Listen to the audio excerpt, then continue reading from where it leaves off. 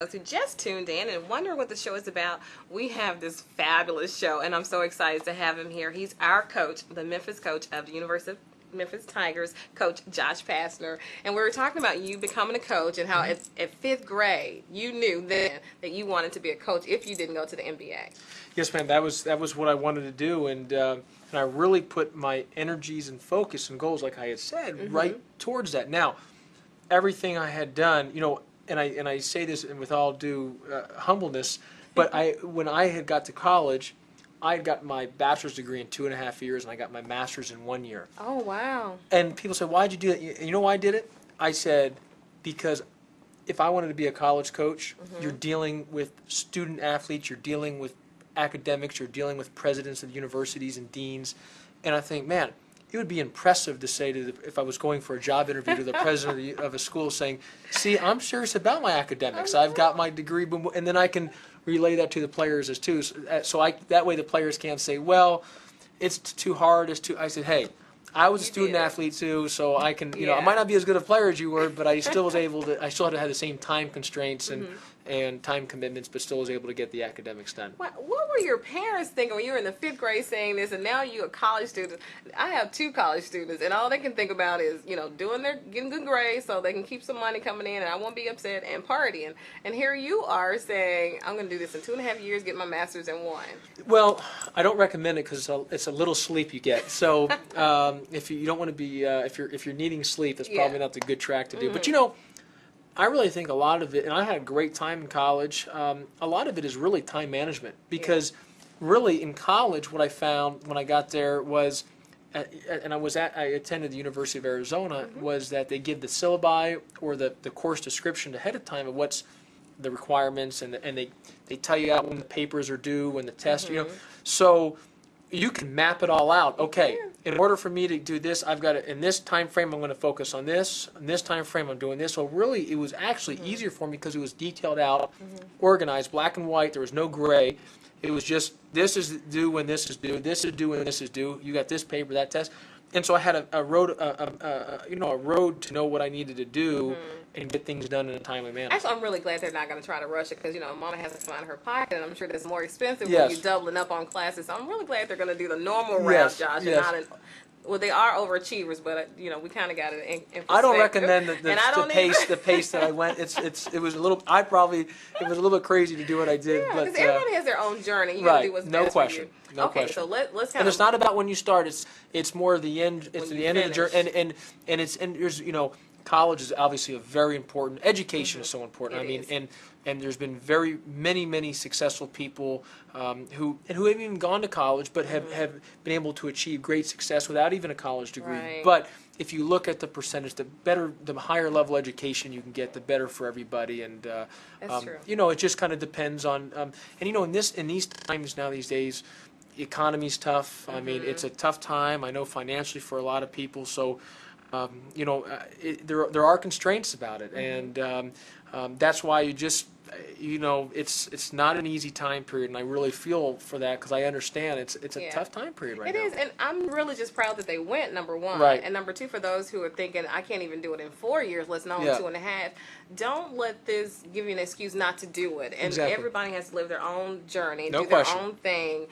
My guys will do it in 4. One's going on to law school and one's in education. So for those that are watching this, please, if it takes you 5 years, that's cool too. You still in the game. I 10 love years, that. It doesn't matter. If you're 10 or if you've been out 10 years and you want to go back, please let this be a lesson that education really is the key. It does open a lot of doors. Knowledge is, you hear that thing on knowledge is power. And the use of that knowledge is even more powerful. Is what I add on. Okay, so we know we got a little rock and roll going on here a few months ago, and things were all up in the air, and was he going to go, was he going to stay? And then here comes this angel. You were like my David. For me, I'm just telling you from my story. You may not have felt that way, but I saw you.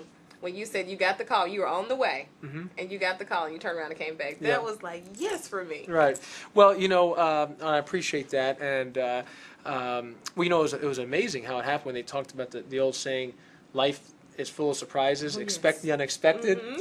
I'm maybe now the poster child for that, so... I was packed, ready to go to Kentucky, going to Lexington with Coach Calipari, and I was excited about it. I was excited to go with my boss, happy, and I was excited, and we were going, and I had turned my courtesy car in. I had turned my keys in. I had packed my office, and I remember I was coming. I had borrowed a friend's car. Mm-hmm. Was in the car with the boxes, heading out, and was going to get my other stuff at my apartment and moving on, and really pumped up. Next thing you know, I get a call in the afternoon from the athletic director saying, "I need to see you." Mm. And he is always wears a suit and tie. Well, Right. when you're moving, I hadn't shaven. I looked horrible. I had holes in my shirt. I says, "Mr. Johnson, the athletic director," I says, "I'm really not appropriately dressed right now to come talk to you. I mean, it doesn't matter. I need to see you." So, but I'm thinking when I was going to see him, I'm thinking he's got his head coach and who he's going to, and maybe wants to offer me to stay as an assistant, something or like that. So then I was going to his house, and I pop in and I walk into his house, and he says, "Do you want the job?" And I says, "Well, I'm gonna go to Kentucky because I really want to stay with Coach Cal as an assistant. If I'm going to be an assistant, because I'm thinking he's offered me an assistant job here." Okay. And he goes, "No. Do you want the head job?" Right when he said that, I said to myself, "Okay, where's the cameras? Am I getting caught on candid camera? You know what I mean? Where's the cameras at?" I was looking all over. Did you seriously think you know how serious he is? I know, but I didn't. I didn't know. It was just like kind of thing. because usually in a job interview you have interviews and where people are calling you about it. But you don't just get offered or handed. It was unexpected. So obviously I stepped outside. I said I need to step outside. I wanted to call Coach Calipari to ask him, make sure I got his blessing first because of my respect level for him, and so I wanted to call, make sure I got his blessing. Once I got his blessing, I went back inside, took the job. Mr. Johnson says, "Okay, let's have a press conference tonight." I said, "Mr. Johnson, I've packed all my suits. You got to give me till tomorrow. I can't. I don't have anything to wear." It's moving so fast. Yeah, so we did it the next day, and the rest, it has been nonstop. I've enjoyed every second of it. There's been some ups and downs, some highs and lows, but I have not taken it for granted. I am so grateful for this opportunity, and I've told people, this isn't about Josh Pastner. This job is about the city of Memphis. It's the fans. It's the University of Memphis. It's all the former players, the former coaches, Coach Bartow, Coach Finch, Coach Kirk, Coach Cal, all these great players, coaches, the great fans, the city, the university. It is their job. It is their program. It is their team. And I look like I'm more of the gatekeeper and trying to do the best to make sure I keep everyone remaining proud of their program. And I want to be in the background of it. I know because of my position, I'm going to obviously be in the forefront. Front. You are the face of the University of Memphis. But I also understand that it's not about me. It's about everybody else. It's about our players. And again, most importantly, it's the city's team, the universities, the former players, former coaches, the high school coaches in the city. It's everybody's else's team, and that's why I think it's one big family and unites everybody together. It does. Yeah. And the thing that I hear when people are saying, well, it's going to be a new team, it's going to be new, it's going to be all of this, and we're not going to, I'm hearing all these naysayers. I'm thinking, but you're forgetting the legacy, the history of basketball here. It's not like he's starting over. He has a lot he can draw from, and all these great coaches that have come before you and all the players that are staying. It's not like you had to recreate it from scratch, actually. Well, again, that's a tremendous success and tribute to guys like Coach Calipari and Coach Finch and Coach Bartow and Coach Kirk and all those former great players. I mean, I can go on, from Elliot Perry to Penny Hardaway to Coach Finch as a player. You know what I mean? Keith Lee, Andre Turner. I mean, I can I could rattle on so many of the great players, and so there has been such great foundation laid here. Now, the big thing is all those coaches, it didn't happen overnight for any of them. Right, and we're going to take a break and talk about why it didn't happen and how come it's not going to happen now. Right. But we got a good place. We're in a good place, and we'll be right back in just a moment.